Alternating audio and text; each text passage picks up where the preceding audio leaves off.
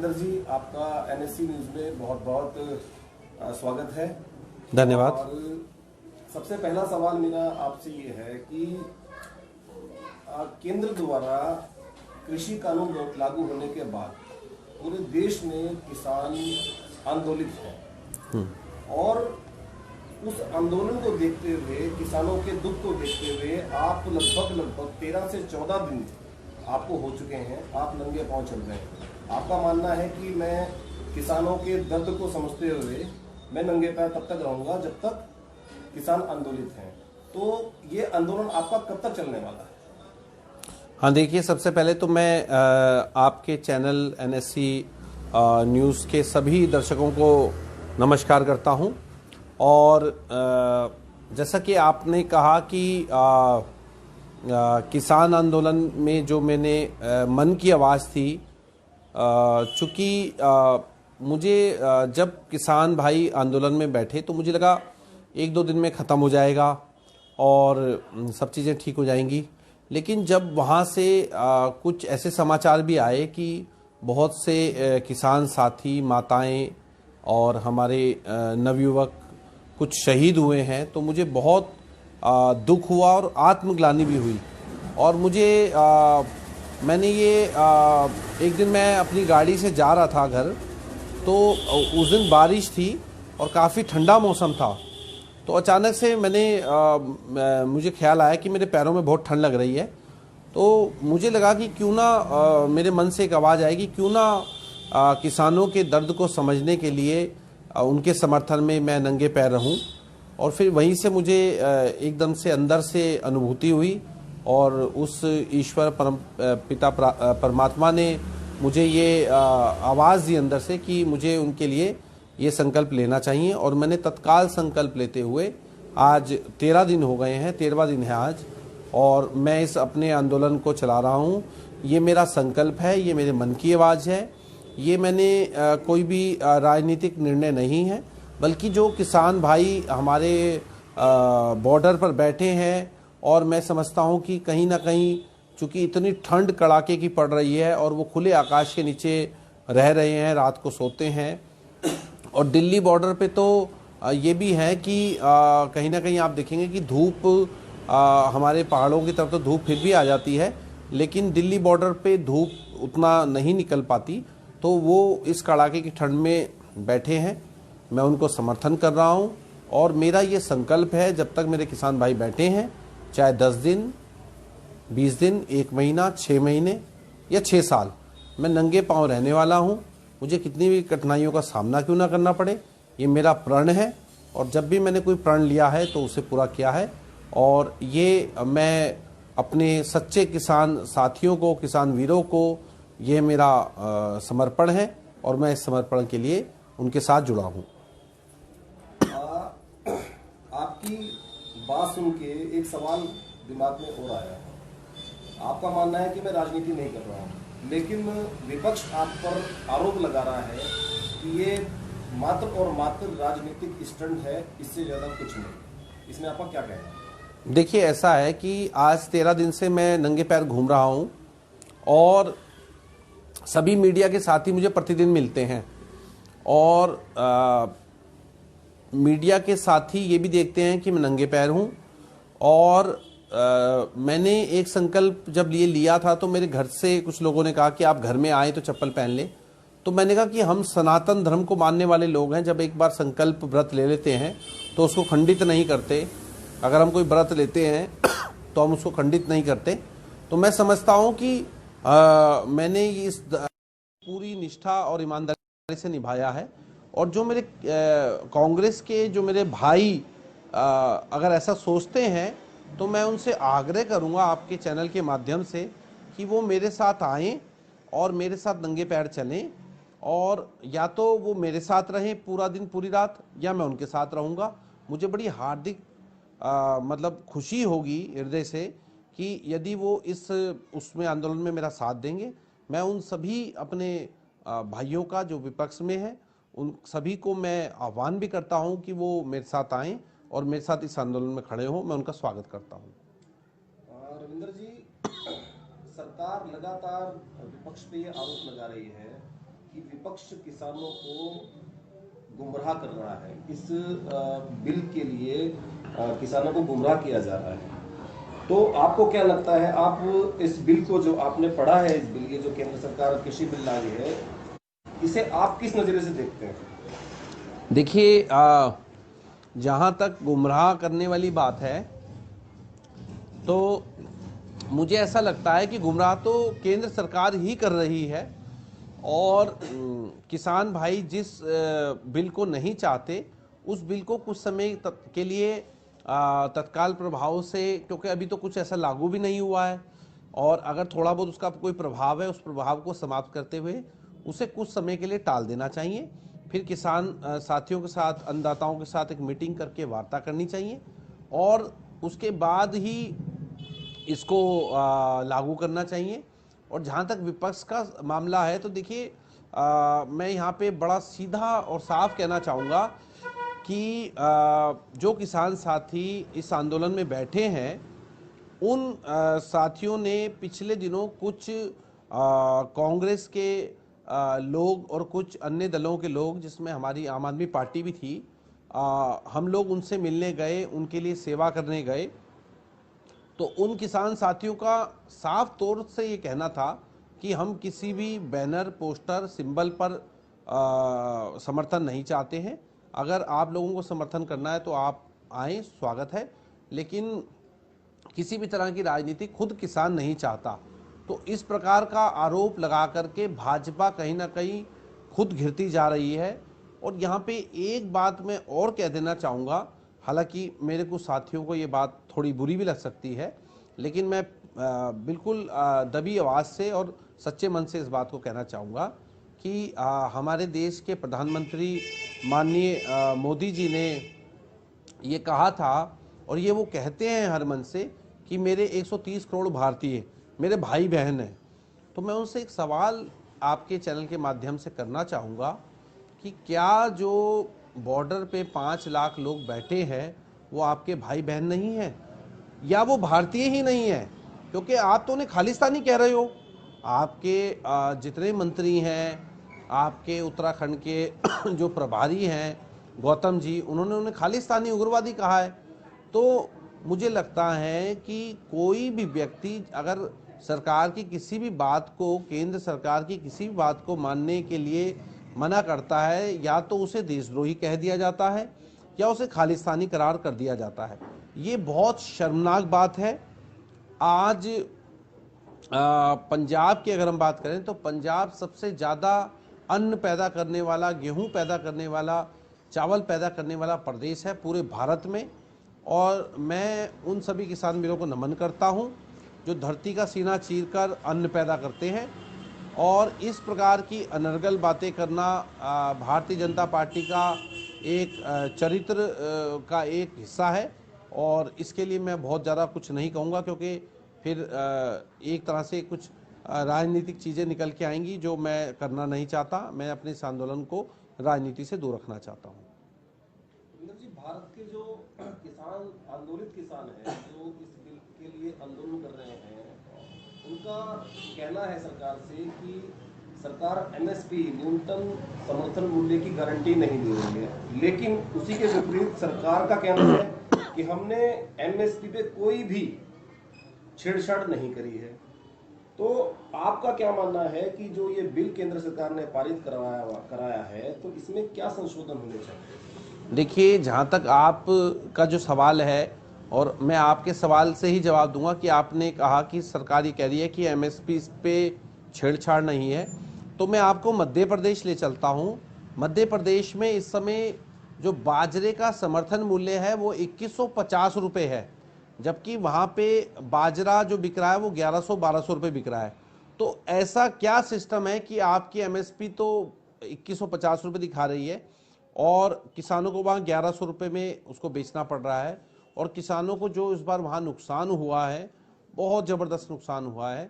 तो कुछ ऐसी व्यवस्था होनी चाहिए जिसमें न्यूनतम जो मूल्य है, समर्थन मूल्य, वो इस प्रकार कड़ाई से लागू होना चाहिए कि वो उससे नीचे ना बिक सके, पहली बात। दूसरा, सरकार को इस बात की गारंटी लेनी चाहिए कि सरकार उसको मैं समझता हूं कि इतना वो देगी ही देगी मूल्य, पहली बात। दूसरी बात, जो हमारे किसान हैं उनके सामने एक बहुत बड़ी समस्या भी है, क्योंकि मैं खुद एक किसान हूं, कि किसानों का जो बिजली का कनेक्शन है वो प्रतिवर्ष लगभग, अगर हम एक अंदाज़ा लगाएं, अगर कोई एक ट्यूबवेल किसी खेत में लगा है और उससे वो सिंचाई कर रहा है, तो जो उसका साल का बिल आएगा वो 40-50 हज़ार रुपये आता है, जो कि बहुत अधिक है। और मैं समझता हूँ कि अगर सरकार बिजली के बिलों में खासकर किसानों को छूट दे तो कहीं ना कहीं किसान समृद्ध होगा, और किसान का जब खर्चा कम होगा तो उसकी आय स्वाभाविक रूप से बढ़ेगी। इस प्रकार से किसानों को जैसे कि कल अभी 18,000 करोड़ रुपया 9,000 किसानों को दिया गया, तो मैं समझता हूँ कि इस प्रकार 200, 400, 500 रुपये प्रति माह का एक अनुदान देना, ये कहीं ना कहीं उनको भ्रमित करने वाली बात है और आपस में उनमें फूट डालने वाली बात है। और जिस प्रकार अभी आपने देखा होगा कि बीजेपी ने अपने कार्यकर्ताओं को इकट्ठा करके किसान दिखा करके उनसे रैलियां निकलवाई, ये बहुत शर्मनाक घटना है। किसान के लिए हमें समर्पित रहने चाहिए, और किसान जो है वो देश का अन्नदाता है, और ज़्यादातर किसानों के घर से जो निकले हुए लोग हैं वो या तो सीमा पर तैनात हैं, डॉक्टर हैं, या खेतों में काम कर रहे हैं, तो हमें किसानों का सम्मान करना चाहिए। और रविंद्र जी, ये तो आपकी बात ठीक है, लेकिन आंदोलित किसानों के लिए भारतीय जनता पार्टी का खासकर ये कहना है, जहां जहां जिस जिस प्रदेश में भारतीय जनता पार्टी की सरकारें हैं, उन सरकारों में, उन प्रदेशों में लगातार कुछ किसान संगठन ऐसे निकल के आ रहे हैं जो इस बिल का समर्थन कर रहे हैं। उधर जो आंदोलित किसान हैं वो कह रहे हैं जो ये किसान संगठन है ये फर्जी किसान संगठन है। तो ऐसे ये कौन लोग हैं जो ये रैलियां निकालकर भाजपा के साथ कंधे से कंधा मिलाकर कह रहे हैं कि ये जो बिल है ये ठीक है, और जो ये किसान बैठे हैं ये असल में किसान नहीं है, आड़ती है। देखिए, मैं यहाँ पर सीधा स्पष्ट कहूँगा कि पिछले दिनों हमने देखा कि हरिद्वार जिले में, उत्तराखंड में और उधम सिंह नगर में, वहाँ पर कुछ नेताओं ने, कुछ जो सरकार में मंत्री हैं, उन्होंने अपने कार्यकर्ताओं को इकट्ठा कर रैली निकाली, जिसमें वो किसान बिल के समर्थन में दिखाई दिए। तो अगर किसी बिल में कोई खामी है तो हमें चाहिए कि हम उस पर बात करें, उसकी खामी को दूर करें, और अगर उसमें किसी का रोष है या कोई व्यक्ति उसमें मैं समझता हूँ कि विरोध कर रहा है, तो उस विरोध को भी सुनना चाहिए। और सरकार इसीलिए होती है कि जो पॉलिटिकल बॉडी का मतलब यही होता है कि जब अधिकारी जनता की आवाज़ ना सुने, पुलिस प्रशासन जनता की आवाज़ ना सुने, तो विधायिका उनकी आवाज़ सुनेगी। और जब ऐसी स्थिति आज बन चुकी है कि देश द्वारा चुनी हुई सरकार ही उनकी बात नहीं सुनना चाहती, तो इसके मैं समझता हूँ कि दुष्परिणाम बहुत जल्द सामने दिखाई देंगे। और देश में इस समय जो अराजकता का माहौल पैदा किया गया है, जो डर का माहौल पैदा किया गया है, वो किसी से छुपा नहीं है। और मैं समझता हूँ कि बहुत जल्द एक नया परिवर्तन, बदलाव आने वाला है। और जब भी कभी आंदोलन हुआ है तो उससे परिवर्तन भी हुआ है। तो मैं समझता हूँ इस परिवर्तन के लिए बीजेपी भी तैयार है और सभी लोग तैयार हैं। रविंद्र जी, एक बहुत खास सवाल मैं आपसे करने जा रहा हूँ कि किसान आंदोलन को ज्यादातर जो भारतीय जनता पार्टी के लोग हैं वो फर्जी तो बता ही रहे हैं, लेकिन एक बहुत बड़ा और बहुत गंभीर आरोप लगा रहे हैं कि इस आंदोलन में खालिस्तानी बैठे हुए हैं, इस आंदोलन में पाकिस्तानी बैठे हुए हैं, इस आंदोलन में देशद्रोही बैठे हुए हैं। क्योंकि आप खुद एक किसान हैं, तो आपकी इस बारे में क्या प्रतिक्रिया है? देखिए, ऐसा है, मैंने पहले भी कहा है कि भारतीय जनता पार्टी ने ये अपने स्वभाव में ले आए हैं वो, कि यदि कोई उनके किसी बिल का, उनके किसी आदेश का, उनकी किसी सरकार का बात का अगर विरोध करता है तो वो उसे खालिस्तानी कहेंगे, वो उसे देशद्रोही कहेंगे, वो हर प्रकार से उसको घेरते हैं। ये उनके चरित्र का एक नमूना है। और मैं समझता हूँ कि इस बार जो बात आंदोलन कर रहे किसानों के लिए कही गई है वो बहुत शर्मनाक है, और इसका सीधा सीधा प्रभाव आगामी चुनाव पर पड़ने वाला है। मैं समझता हूँ कि जो लोग ऐसे हैं कि जो खेती से जुड़े हैं, और क्योंकि उत्तराखंड तो इतना ज़्यादा किसान नहीं है, लेकिन जैसे पंजाब, हरियाणा, मध्य प्रदेश, राजस्थान, उत्तराखंड के भी कुछ ज़िले ऐसे हैं जहाँ पर सीधा सीधा प्रभाव इस बात का पड़ने वाला है। और किसान एक मत होकर के एक जैसी बात कर रहा है। और कहीं ना कहीं देखिए, मैं समझता हूँ कि सरकार अपनी बात को मनवाने के लिए झूठ का सहारा और कहीं ना कहीं गलत बातों का सहारा ले रही है, जो कि ठीक नहीं है। और मैं यही कहूँगा आखिर में कि कहीं ना कहीं ये सरकार जो है एक तरह से ऐसा काम कर रही है कि जिससे उसका चेहरा एक ऐसा अजीब चेहरा सामने आया है कि जो वो कहे वही सही, और इस ऐसी भावना से सरकार काम कर रही है, तानाशाही की भावना से सरकार काम कर रही है। सुंदर जी, 2 लाइनों में जवाब दीजिएगा। आप इस बिल का समर्थन करते हैं या विरोध करते हैं? देखिए, मैं इसका पूर्ण रूप से विरोध करता हूँ। एक किसान होने के नाते, एक भारतवासी होने के नाते, एक लोकतांत्रिक देश का हिस्सा होने के नाते, एक वोटर होने के नाते, और एक भारतीय होने के नाते मैं समझता हूँ कि जिस जिस चीज़ को लाखों लोग मना कर रहे हों, लाखों लोग विरोध कर रहे हों, उसमें अगर कोई अच्छी बात है भी तो उसको फिलहाल टाल देना चाहिए। और मेरा ये आग्रह है सरकार से कि वो फिलहाल इस बिल को टाल दे।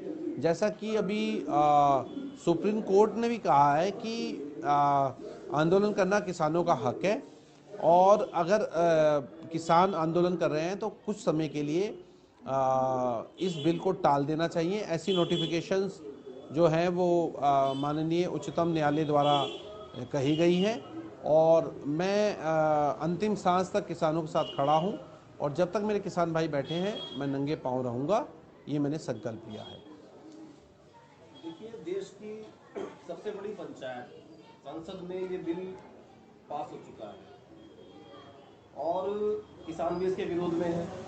आप क्या मानते हैं, आपका मानना क्या है कि इसके क्या दुष्प्रभाव, इस बिल के, कृषि बिल के क्या दुष्प्रभाव देश में पड़ेंगे? देखिए, जो बिल पास करने की आपने बात कही वो कैसे पास किया गया ये सारी दुनिया जानती है। धक्काशाही से उसको पास किया गया है, और जो तरीका लोकसभा और राज्यसभा में अपनाया गया वो बहुत ही निंदनीय है। और इस बिल के दुष्प्रभाव जो हैं वो सीधे सीधे देखने को मिल रहे हैं।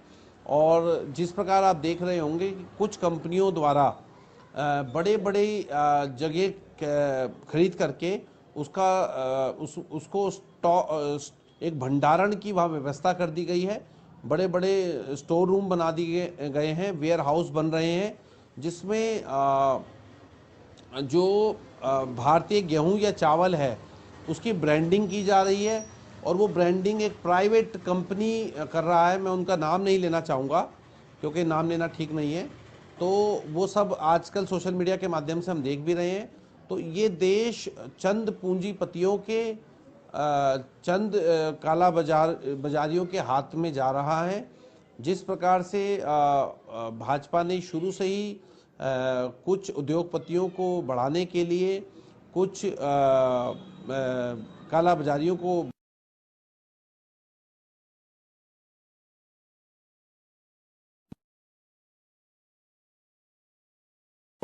पूरे विश्व पटल पर जा रहा है, और ये बहुत गलत है।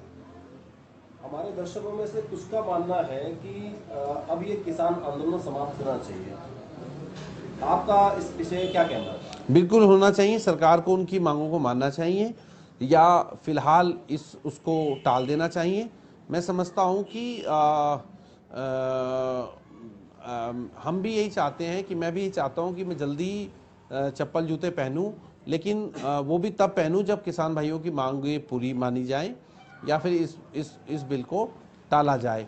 तो मैं समझता हूँ कि कहीं ना कहीं ये कहीं ना कहीं बहुत एक दुख की बात है, एक बहुत बड़ी संवेदना, मन को वेदना होती है कि किसान भाई इतनी ठंड में वहाँ पर बैठे हैं।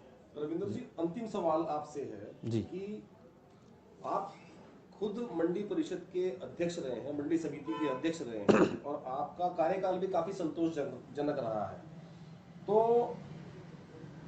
आप कुछ चीजें बताएं किसानों के बारे में कि क्या समस्याएं किसानों को आती हैं। इस तरीके से आड़ती जो है किसानों की हेल्प आज तक करते आए हैं, मदद करते आए हैं। क्या आड़ती के बिना किसान और किसान के बिना आड़ती, क्या इनमें जो केंद्र सरकार द्वारा ये खाई पाटने का काम किया जा रहा है, ये कहाँ तक सही है? देखिए, ऐसा है कि मैंने जो 1.5 साल लगभग मंडी समिति में मैं अध्यक्ष रहा हूँ, तो मुझे किसानों को करीबी से देखने का, जानने का मौका मिला है और किसान भाइयों के हित में हमने बहुत काम किए हैं। चाहे वो सड़क बनाना हो, लाइट हो, पुस्ता हो, पुलिया हो, हैंडपंप आदि हो। मैं समझता हूँ कि मंडी समिति का जो प्रारूप 1964 में बना था, उसको एकाएक समाप्त कर दिया गया है, जिससे कहीं ना कहीं इसका सीधा प्रभाव किसानों पर पड़ेगा और मंडी समिति को जो आय थी वो ख़त्म कर दी गई है। उससे मंडी समिति जो किसानों के हित में कार्य करती थी, अब वो कार्य नहीं हो सकेंगे, वो बाधित रहेंगे। और कहीं ना कहीं जिस प्रकार एक पुराना जो सिस्टम था कि किसान और आड़ती एक दूसरे को समझते थे, जानते थे, और कई बार ऐसा होता था कि किसानों को कुछ पैसा चाहिए तो आड़तियों से एडवांस ले लेते थे, शादी है घर में, बीमारी है, तो इस प्रकार की जो चीज़ें थी वो अब धीरे धीरे, एकदम तो नहीं, धीरे धीरे कम हो जाएंगी और समाप्त भी हो जाएंगी, जो कि किसानों के हित में नहीं है। ये बिल छोटे और मझोले किसानों के ऊपर बिल्कुल फिट नहीं बैठता। चंद किसानों को, जो बहुत बड़े किसान हैं और वो उद्योगपति भी हैं, आड़ती भी हैं, उनको लाभ पहुँचाने के लिए इस बिल को लाया गया है और जिसकी हम घोर निंदा करता हूँ मैं। और मैं अंत में अपने सभी जितने लोग हमने देख रहे हैं, सबको मैं यही संदेश दूंगा कि वो अन्नदाता के साथ खड़े हों और किसानों के समर्थन में आगे आएं। और आजकल सोशल मीडिया का ज़माना है, फेसबुक, व्हाट्सएप, ट्विटर आदि के माध्यम से, इंस्टाग्राम के माध्यम से आवाज़ उठाएं और किसानों को न्याय दिलाने में उनका सहयोग करें। धन्यवाद। रविंद्र जी, NSC न्यूज़ में समय देने के लिए आपका बहुत बहुत धन्यवाद। धन्यवाद।